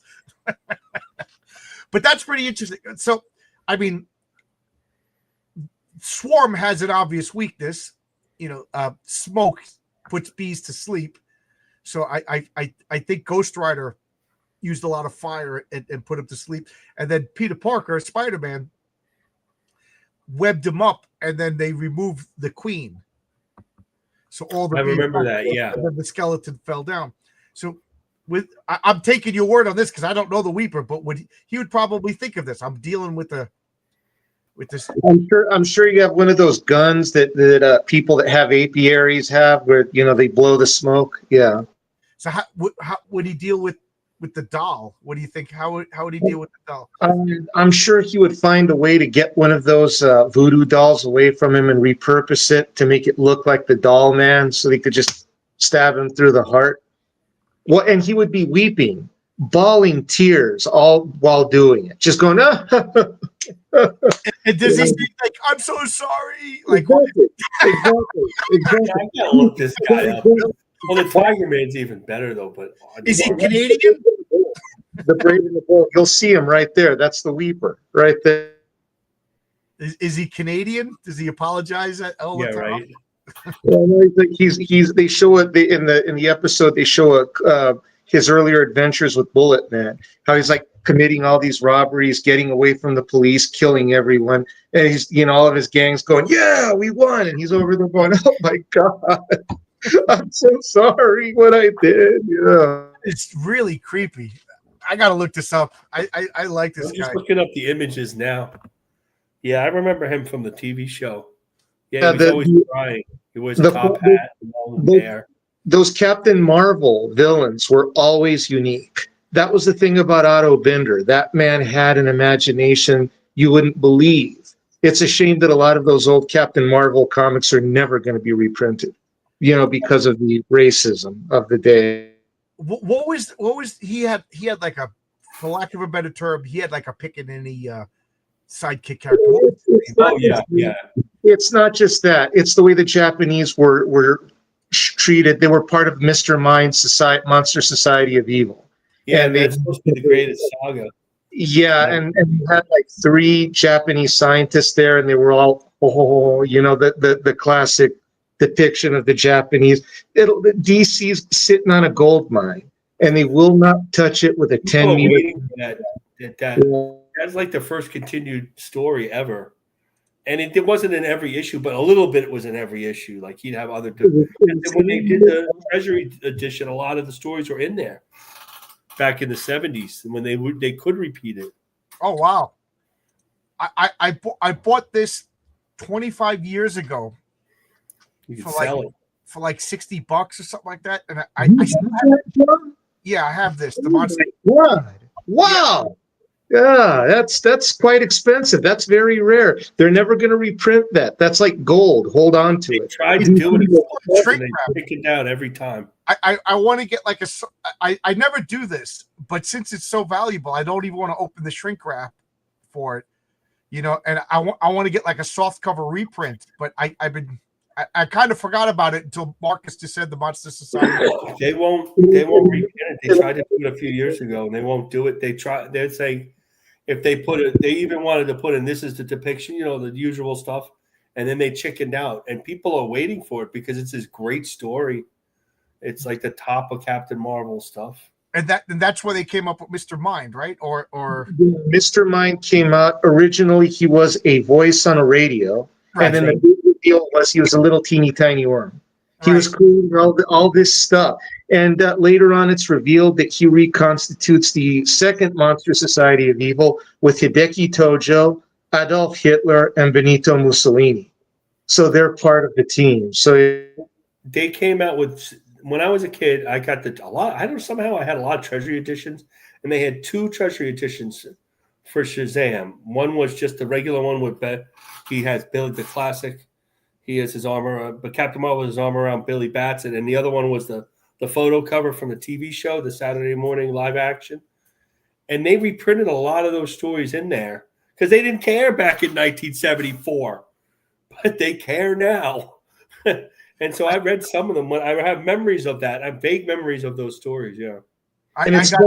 All those stories are in the public domain, but nobody will reprint them. Never. So Yeah, Tony, like what was the name of Captain? He had a short-lived, like, black, stereotypical sidekick for a while. What was it? Off the top of my head, I don't remember, John. Let's see if I can find it. But I remember the I want to address Dave's comment in a second, but first I'll talk about this.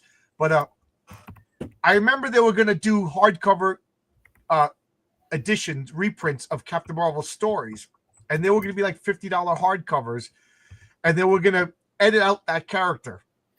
And I remember on the DC page, I was like, no, people spending $50 hardcovers, they know what they're buying. Now, if you're talking a $12 trade paperback to go on the newsstands to introduce people, I understand if you edit out the racist characters. But oh boy, I'm buying something for historical reasons. I do not want you to, like I got all these hardcover Will Eisner. I don't want Ebony taken out of my comics. He's part of the comics. He, like it or not, he's part of the comic. Whether you like him, agree with them, or disagree with them, it's history. And the same with Captain Marvel's character. His name was Steamboat. Steamboat. I was going to say Steamboat Willie, but I knew that was wrong. But his name was Steamboat. And I just saw they have. I can only you go to images, and there's like 2 images of him, and that's it. Like 3. The rest of them are all like Captain regular. So they like. On this channel, we will never say anything bad about Paste Pot Pete. We love Paste Pot Pete. Guys, I'm just going to use the bathroom, and I'll be right back. You guys have the floor. Yeah, this picture is terrible. I mean, I don't care, but. It's traditional. I mean, Warner Brothers did the same thing, right, with all their stuff. Paul Levitz was going to try to do. Oh, where'd everyone go? Marcus? Okay. It's your show for a minute or two. Oh, okay. Well, Paul Levitz tried to do DC Comics before DC, but everyone freaked out because it was going to be a beautiful volume. It was going to be about that wide and it was huge and omnibus. They were going to put all the old stories like Slam Bradley, like the Crimson Avenger, but again, racism, and that basically just killed that. Those stories they should be seen. They're historical things. You shouldn't just sweep them under the rug as though they didn't happen. The vast majority of people may not want to see that, but there's a few people like me and John, and I would imagine Marcus, that would really, really love to read these wonderfully written, beautifully drawn stories. I mean, the Fawcett characters are unique. I would say they're probably my favorite, certainly my favorite of the golden age of comics. And you have such great concepts, such great characters. They're so much fun. They're just such great characters. The Fawcett characters are. And when Jerry Ordway tried to bring them back in the mid-90s, it wasn't the same. It was basically modernized versions of those characters, which I guess that was the best you could do it, but I still would have liked them to have the feel, the feel of the 40s books, Oh. I knocked myself out. I had so many Right, things open. I hit the F by accident. That's all I was. I apologize for leaving you there, Tony. Yes, I would love to have I'd love to read that stuff. The bathroom's right over here, and then I ran behind to the comic book room to get something that I think you would appreciate. Well, both of you would. But I love these series. Oh yes, the Chronicles. I took them out of the I got a whole library. box of these, and I freaking love them because I can't afford to get these. So for those of you who don't know what I'm talking about, They used to do this in order. Yeah. these are newsprint edition. So the coloring looks like it originally was. It's not upgraded, better paper. So it's newsprint, and it chronologically reprints all of Batman in chronological order. So, Yeah. so it goes from Detective Comics, Batman Comics, whatever. And their plan was to just keep doing it, and then they stopped. So I have. They did Green Lantern. They did Flash. So I have up to 9 Batman. I got to see if they made any more. And here, Flash. Hmm? You know, I only have 2 Flash. I didn't even read these yet. The original Green Lanterns. They're a little tough. Yeah, John Broome was not at the top of his game with that. Oh, look. Not till the middle, not till like the 20s. Mhm. The first like 10 or 15 to showcase. It's just like the problem with the DC characters back then, they were all crime fighters. So they're all going after bank robbers. And then what since we didn't open the comic when we were 10 or 12 back in 1962, we're reading it with knowing how powerful like the Flash really is. We didn't know. Back then, of course, they were fine stories. And like the thing about that is like there's the whole city, but nobody lives in that city, right? You almost see like no people. And then you go read the Spider-Man comic, and John Romita and Steve Ditko and then John Romita are drawing teams of people in the stories and cops and all sorts of cars. And they were much more grounded and forget the writing, grounded in reality artistically. The DCs were so clean. John Barry style. John. Oh, I thought you were saying John. I thought you were trying to get my attention. See, John Broome really, really did like the Flash run that he did was probably the best written superhero comic book from DC Silver Age, and I would say it matches the level of quality of Stan Lee and Steve Ditko's Spider-Man run.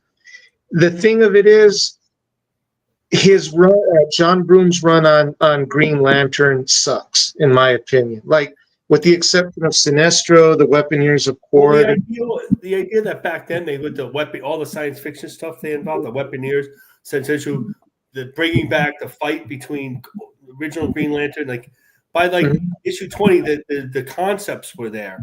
But Yes. like I feel like artistically they were trying so hard to be Dan Barry from Flash Gordon, because he was doing Flash Gordon, and the guy is posting them now that the one's Harvey Kurtzman, and they have a lot more grit to them. But by then they had Joe Gila and Sid Green, and those guys are fine artists, fine inkers, but they were doing there was a sameness about everything. Gil Kane was the same, and he looked the same as Carmine Infantino because they basically erased the pencils and put that sheen over it. Mike Sikowski was the same type on the Justice League. Carmine Infantino was so good. Oh, his design is amazing. Like he was really good. Yeah, love Carmine Infantino. It's funny. My first that I remember seeing Carmine Infantino was Avengers 203 with was a Beast and Wonder Man when they fought with Michael, and I hated it.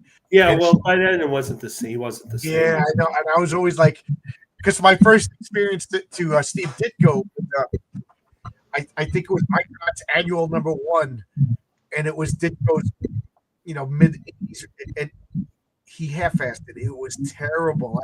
I used to be like, I actually thought that Steve Ditko back then in the 80s was like AI art. I was like, this has got to be a computer because nobody can draw this bad. And then finally, he's like his early stuff is still some of my favorite art. Like Carmine Infantino was a designer, and he really did the long body. They talked the widescreen. He really did the widescreen way early. I loved his Adam Strange, right? Mm-hmm. Yeah. And that style, the way they got the Dan Barry type of inkers on top of him, were really good because he's all angles, and his drawing, his figures, and his women, they're hot in a weird way. They're all angles, and it fits into his world. But those guys tamed it down just a little bit, and then it's just beautiful stuff. Plus, they tight wrapped Gil Kane. Gil Kane was like this. He was like in a straitjacket for years and years. Gil Kane was really stiff for me. Like the way he would draw people, it's like they had like a stick up their butts. Very, very ramrod. They just sort of they didn't look comfortable. Whereas Joe Kubert, Carmine Infantino, Ramona Fradon, those people had a smoothness to them. Gil Kane didn't start till he started doing his own stuff, and then the Marvel stuff where he could really like be George Bridger and really angular, like be able to do all the action that he always wanted to do. But he always, if you read all his stuff, he felt really constricted at DC. But he worked with them for a billion years. I mean, he did Lex the Wonder Dog. They did all sorts of different stuff. I liked Dave Briggs says, I remember now he's called Pastebot Pete. I accidentally used the translated Dutch version of his name, Blackbot. That might be a better name. So yeah. That's a better name, Dave. There you go. You got a villain. I will say this: in issue 3 of the Patriarch, there is going to be a Pastebot Pete inspired villain. So there you go. You heard it here first. I'm not telling you the name because I always feel like if I say a good name, it'll get taken from me. That's why DC Comics didn't favor Jack Kirby, even though he had to work for them. He did backups of Green Arrow and Challengers of the Unknown. Yeah. He had a team, and you could see the bits and pieces of how he was going to be in Challengers. And then, Oh, I love that. They kicked him out because he sued the editor, Jack Millers. Oh, really? Is that what DC? I knew that Jack Kirby got blackballed in the 50s. Yeah.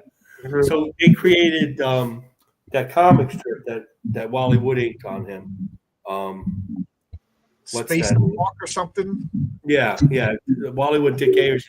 And nobody made any money on that. It broke even. And Jack Miller, he was supposed to get a cut of it. Kirby didn't want to give him a cut. And I'm not saying Kirby was wrong. I don't know all the details. But let's put it this way. Kirby was not successful in court. And so now Kirby's blackballed at DC. He's got a family. He's got a couple of kids. And he's used to doing like 1 billion pages a month. I mean, he was able to do Captain America and Moonlight at DC Comics at the same time. He was so fast, even back then. And so he had to go hat in hand back to Marvel, and then he claims that he saw Stan Lee crying because they were shutting Marvel down. He said, "Don't worry, buck up, young boy, we'll do it." And I don't think that was quite the story, but that's Jack Kirby's story, Fortunately for him, that the artist that it's the guy that did the Black Knight. I forgot his name. Joe Manili. Yeah, he died, so he snatched Kirby as soon as he walked in the door. He's like, Kirby really didn't want to work for Lee because Lee was so much younger than Lee. Lee was the office boy when Simon and Kirby were doing Captain America. He wasn't really related to Martin Goodman, by the way. That was by marriage. Yes. They say nephew. It wasn't quite as nepotistic as it sounds. Yeah. But he was maybe it wasn't, but the guy was good at his job. Oh yeah, back then it's a whole different thing. I mean, if you could help out your son to get a job, anybody would. I mean, this whole anti-nepotistic stuff is more than ridiculous. But of course, and like he was, giving out hand. Joe Manili had died on the train, and he was going to be Jack Kirby. That was the guy that. Yeah, Joe Manili. He was super fast. He could draw anything. Joe Manili. He was coming home to Long Island on the Long Island Expressway, and he went in between cars to smoke, and fell off the tracks. There's some rumors that he may have been drinking. Maybe he was. Those guys drank hard back then. They just, I wouldn't be surprised if he was, but like, the only thing that gets me is why did he go in between cars to smoke when I started commuting?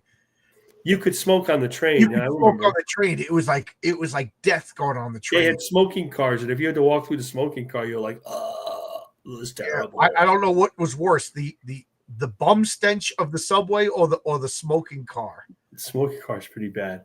Yeah. the one that that's also Manili brought in Don Heck too to work for them. They loved that story. They loved working those stories too.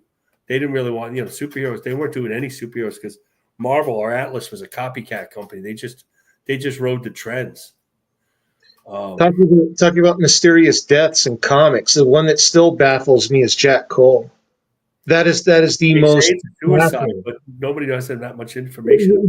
It was suicide. He wrote a letter to Hugh Hefner, which he published in Playboy magazine, and he wrote a letter to his wife. And his wife supposedly read the letter and tore it up, and nobody knows why he did it. And when asked, also the death, it's none of your business, really. The death of Alex Raymond is still up in the air too. Why did he want to drive that car, Stan Drake's car, super fast into a tree? What can you tell me the story? I don't know that story. So Stan Drake, those comic strip guys were all friends. and they all ghost each other. When you say, "Oh, Leonard Starr drew this," maybe Stan Drake drew it for Leonard Starr. Maybe Leonard Starr drew Heart of Juliet Jones for Stan Drake some weeks. They all lived in Westport, Connecticut, and they really did well. And Drake did a lot of advertising, and he had a new Corvette, and he let Alex Raymond drive it. And nobody wore seatbelts back then, and he pretty much drove it into a tree, and Alex Raymond died. Mhm. And then Stan Drake lost like a couple. They had to stitch his ears back on. Oh wow! And yeah, Dave Sim has a big book on this. Yeah, I read that one. He claims it was the CIA or something. Yeah, it was really weird. I don't know about that, but nobody really knows exactly whether Alex Raymond was suicidal or not. But he was like the most popular. He was a god. He created the language of superheroes between him and Milton Caniff, because he had the superheroic character in Flash Gordon. The stories aren't that great, but the art was unbelievable. Yeah, I'm reading Rip Kirby now. The collection that is so good. And he's also the uncle of actors Matt and Kevin Dillon. Yes. No kidding. I went to elementary school with Matt and Kevin Dillon through high school. They were from our town. And when we went back to a reunion, everybody's like, "How's Matt doing? How's Matt doing?" Some guys do know. He's living in Italy. Some guys do know. I don't know if he would remember me, but I was in third grade class with him. He was a bully, He was kind of like his characters that he played, the bodyguard, But they were, they were all great artists. His father, Matt Dillon's father, was the portrait painter for Wingfoot Golf Club. They were all artistic, I knew his brother Paul pretty well. So, what do you guys want to do for next week?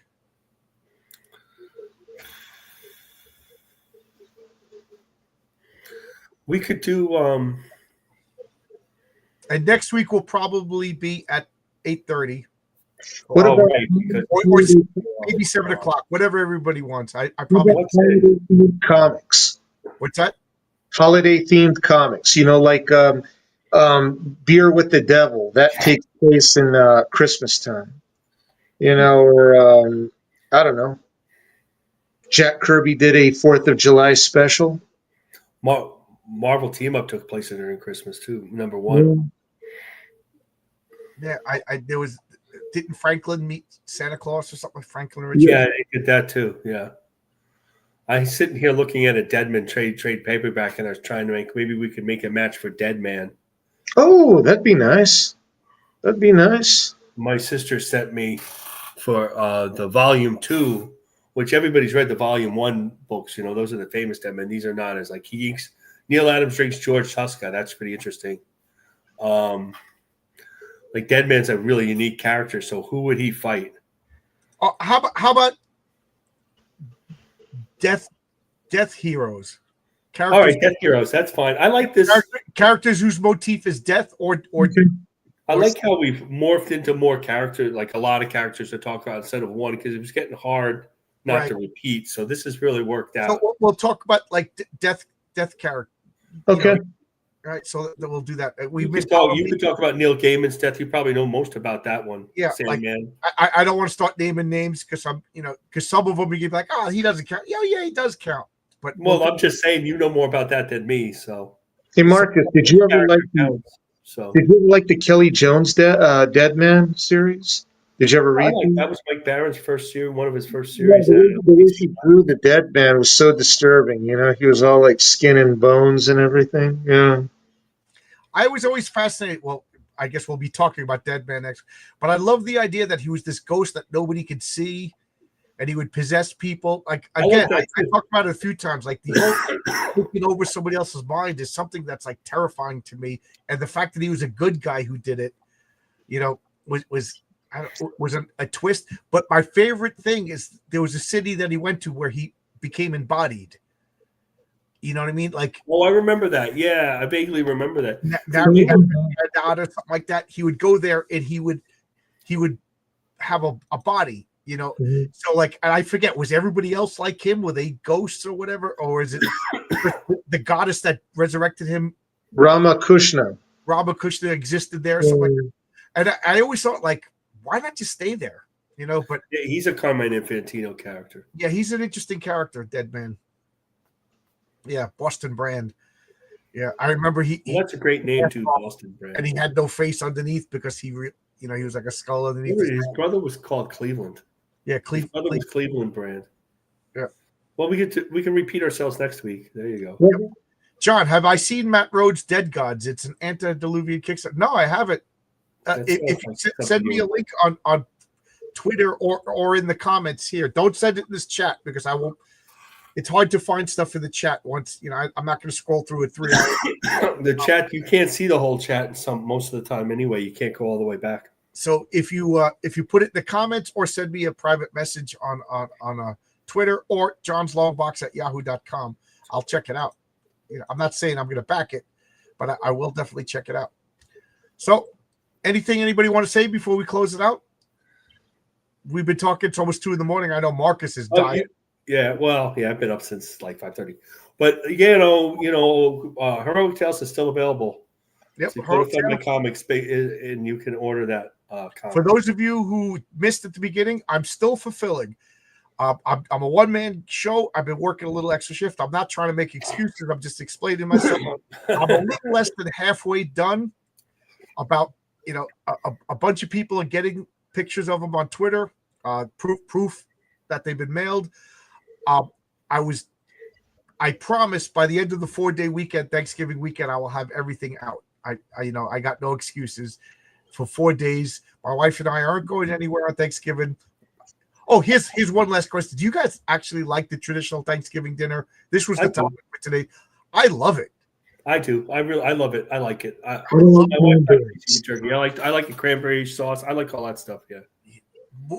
Marcus, Tony, what did you say? Said I don't like cranberries, but yeah, I do love turkey and mashed potatoes and stuffing and all that. Not a cranberry guy. And my father my father bought all of those gadgets that you'd see on late night TV, like the egg waver. You put the eggs in and put it in the microwave.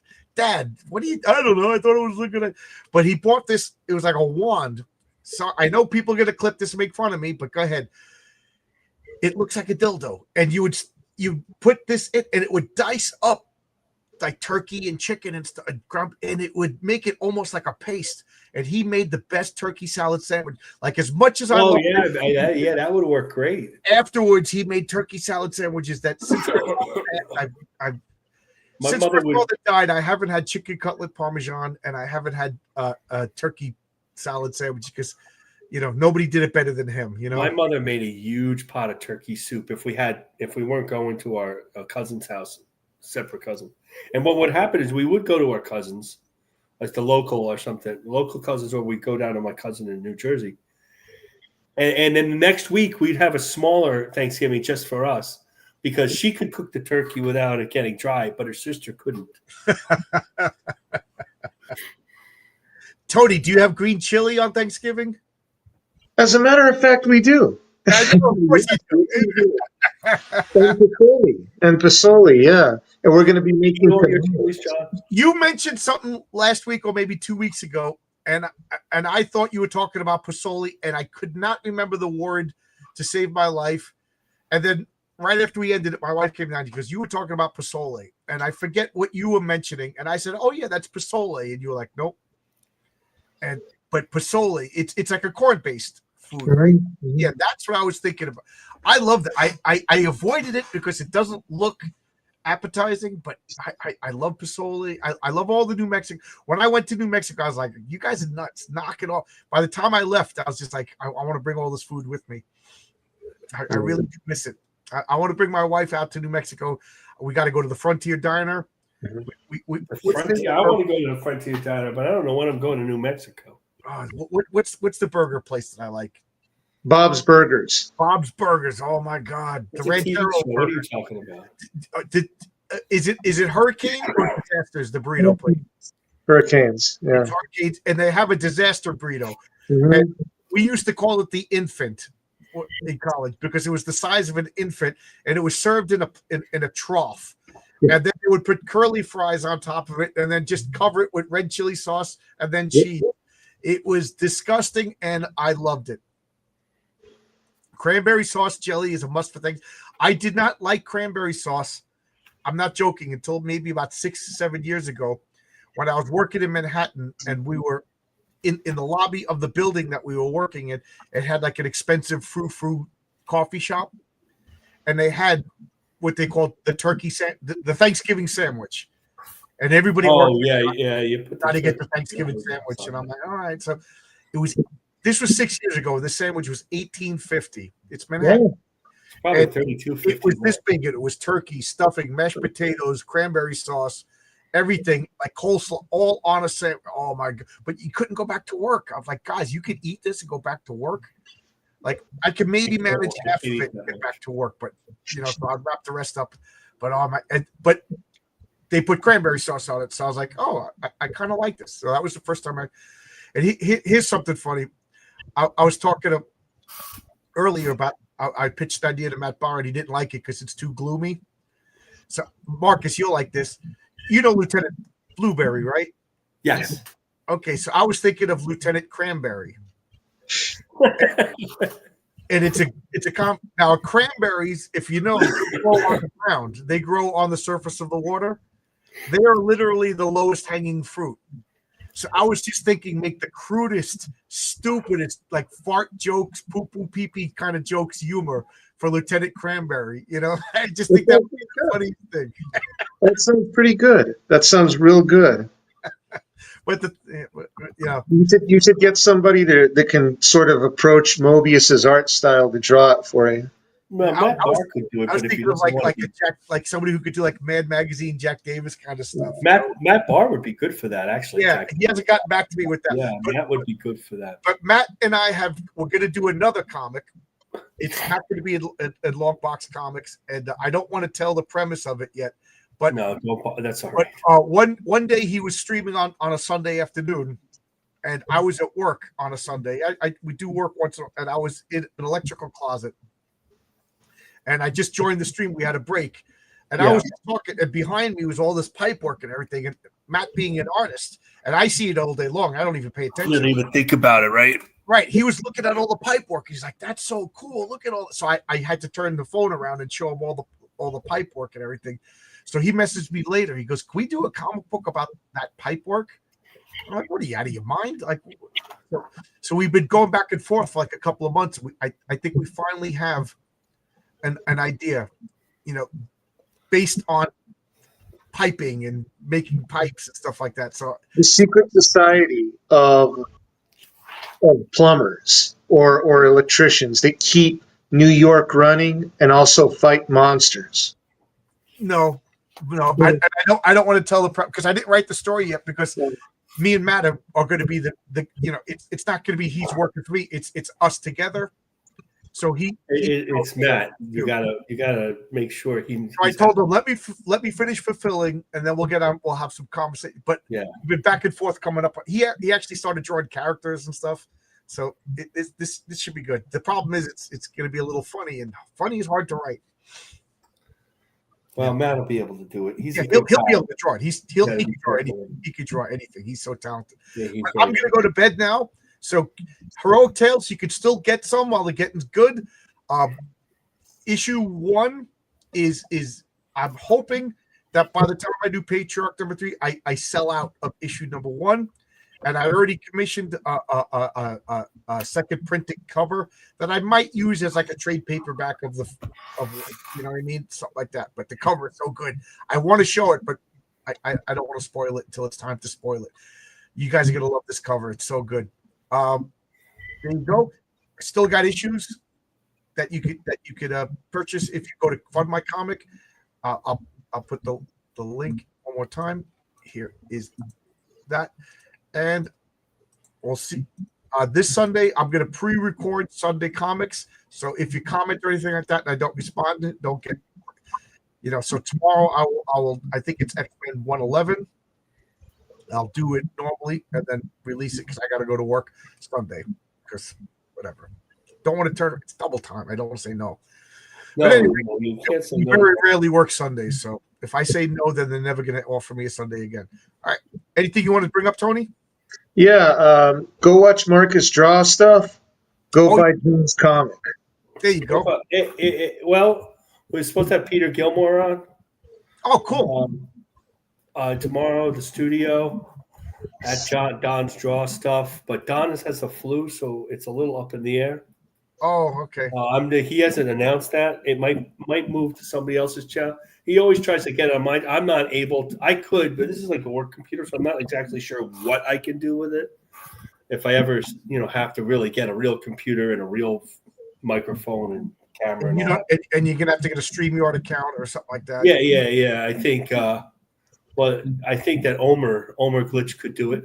We'll see. Yeah, he's I streaming. wouldn't mind a day off, to be honest with you. So what Marcus is talking about is tomorrow, maybe on Don Draw's stuff. They have a show called The Studio. Peter Gilmore will show up. Excellent artist, and they draw live stuff, and it's a lot of fun. So go check that out. And that'll be all horror stuff because I think he's promoting that book he did with Pat Quinlan. I'm not sure the name of it, but it'll be some awful, like, people being torn apart type of thing, which I really don't like to draw, but we'll see. There'll be a hot chick or something. Yeah. All right. So there you go. That's everything. Thanks a lot, guys. My next scheduled talk is probably going to be Wednesday. I'll do comic book team up with RJ, but will that be normal time then? It'll be normal time because I'm working. I'll be home at like 3:30 or whatever. All right, cool. Well, I'll try to join that one. All right, so see everybody at this point. Good night. Good night. Bye, kids.